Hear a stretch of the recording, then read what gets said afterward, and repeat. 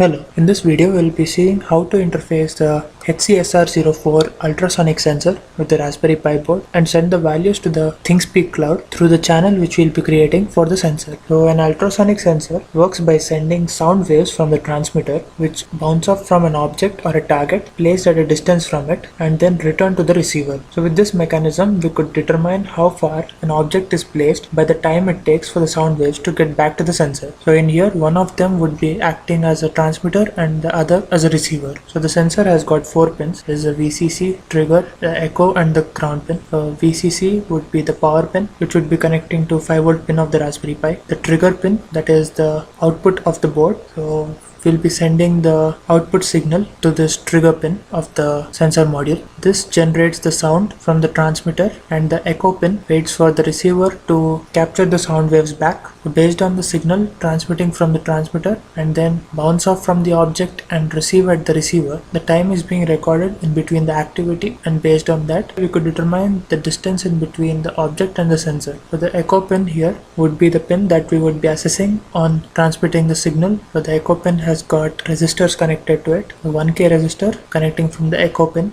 and the other end connecting to a 2 kilo ohm resistor that would reduce the damage that would be caused on the pins of the Raspberry Pi. So it's quite essential to use the resistors and build your circuit. So we'll be taking the input from in between, as in we take from the voltage divider circuit. So that we would be connecting to the pin 16 on the Raspberry Pi board. So this pin 16 is as per the board naming. So all the pins in this row would be even and all the pins in this row would be odd. So the trigger pin is connected to pin 7 as per the placement on the board, and the echo pin would be connected to pin 16 and the ground terminal would be connected to the ground pin of the Raspberry Pi. So we have made use of the vertical holes of the breadboard to make the connection simultaneously for the ground pin and the echo pin. So now let's have a closer look at the project hardware used for implementation. Set up a channel on the ThingSpeak cloud and thereby make use of it by sending the sensor values, that is specifically the distance measured by the sensor, on the numeric value display widget. So here is the project hardware with the connections made as per the connections shown in the fritzing diagram. So let's have a closer look at it. Firstly the sensor. So you can see here you have the VCC starting from the left and the trigger pin, echo and the ground. So the transmitter and the receiver would be sensing the distance at which the target object is there, and depending on the timing by which it receives the signal, it will calculate the distance and put it up on the ThingSpeak cloud. And here are the connections. So here is the VCC with the red wire connecting to the 5V pin on the Raspberry Pi. The trigger pin in maroon is connecting to pin 7 on the Raspberry Pi as per the GPIO.board naming. So it would mean GPIO4 as per the BCM naming. And then we have the gray wire for the ground. So I've put the ground wire to the vertical holes of the breadboard so that I could use it for the ground pin as well as for the echo. And here the echo pin has got the resistors. So these are the 1K resistors I've used. So the input would be taken from in between the 1K and the 2K combination. So the single resistor on the left side would make 1K resistance and the resistors on the other side would add up to make 2K combination. So I've put them in series so that it would make up 2K resistance for the circuit. So the other end of the total combination of 2K would be connecting to the ground and one end with the echo input. So the echo input is what we are taking from the orange wire which is connected there. So using resistance would keep our Raspberry Pi board safe and keep the circuit away from any miscalculations. So now let's set up the channel through the cloud platform. So the cloud platform we are specifically using here is a ThingSpeak cloud. So we would set up the channel over there, and in the implementation part we'll start sending values from the sensor to the cloud and see how the sensor would react in different cases. So as we have dealt earlier with the ThingSpeak cloud,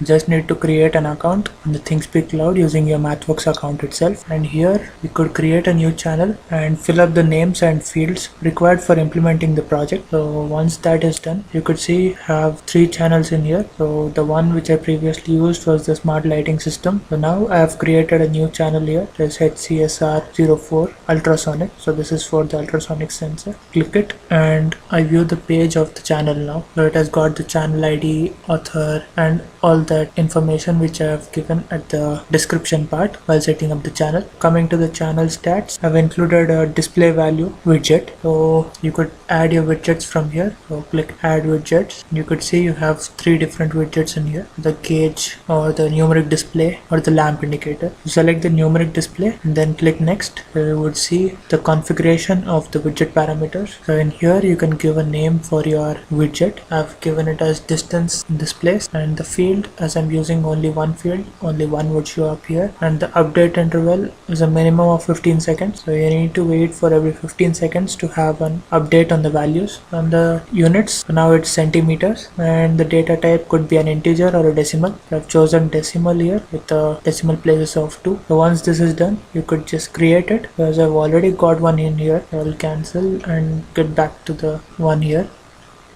So you could see all those already configured in here. If you want to make any alterations, you could just rewrite the data which you have given in the parameters section. So to establish a channel, you would need the API keys. Click on that and you would see two API keys, one for the write and one for the read. So the write API key is what we need in the code. So copy that and include it wherever required. So now that we are ready with the channel settings and the hardware, let's move on to the implementation and see how the hardware reacts and how the values are updated on the ThingSpeak cloud. So to get started with the implementation, we are here with the Raspberry Pi terminal window. In here we just need to run the program.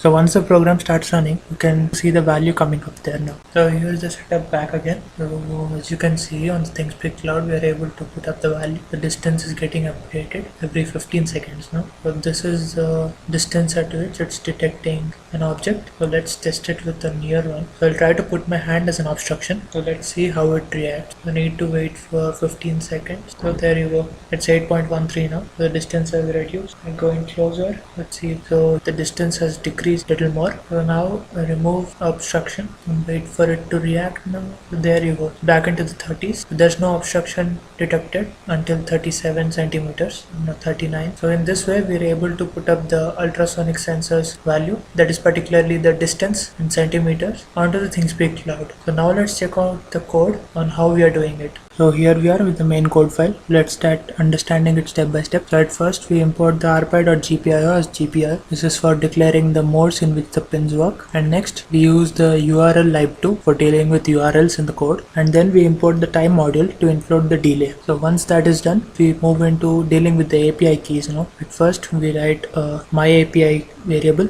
So we include the write API key in here. So this is used for establishing the channel between the hardware device and the ThingSpeak cloud. So we include the write API key here, set up for the channel, and then we use the base URL. But this is actually dealing with the URLs here. So we'll be using the URL lib2 function. So the URL must consist of the default text here, that is api.thingspeak.com update API key. So this text will be appended with the my API key, which we'll be entering in the previous step. So it would be sending HTTP responses to the ThingSpeak cloud, and the responses would be accepted every 15 seconds. So next we move on to the main loop now, try loop. So inside that we set the mode of the GPIOs as GPIO.board. So the naming is as per the pins placed on the board. So we declare the pin numbers in the next step. The trigger pin is given the pin 7, that is GPIO4, the BCM naming, pin 7 in the board naming, and then pin 16 for the echo. So we would be recording the transmitted and received signals on the trigger and the echo pins. So we would set up the pins now as input or output. So in here we have the trigger as the output pin from the module and the echo pin as the input pin. So the trigger would be transmitting the signal and echo would be receiving it. So now in the while loop we go on to dealing with the levels of the pins now. So GPIO.output trigger would be sent as low. So the initial signal would be low then, and we include some delay here, say 2 seconds, and then later on we put the trigger pin to high and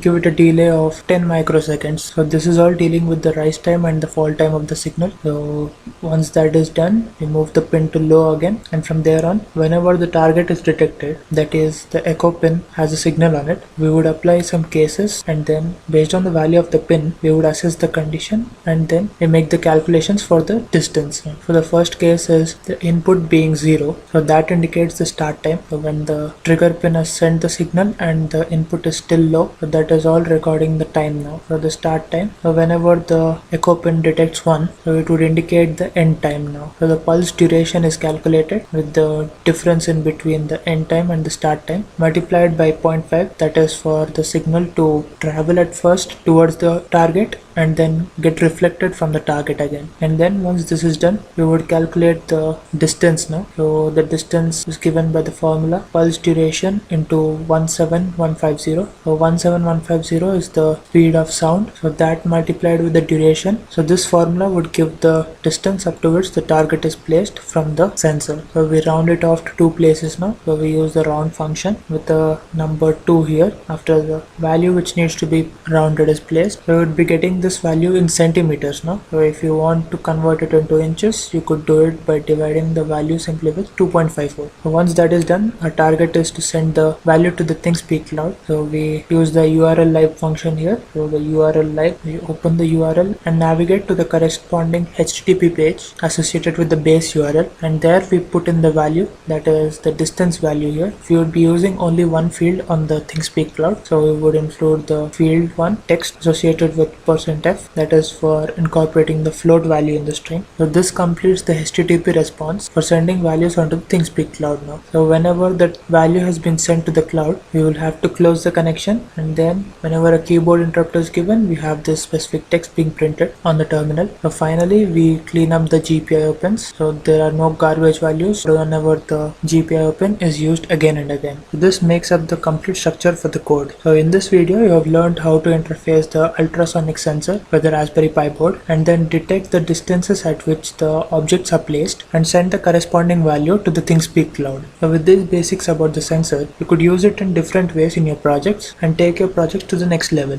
To get the code for this project, please do check out the blog link given in the description below. Thank you.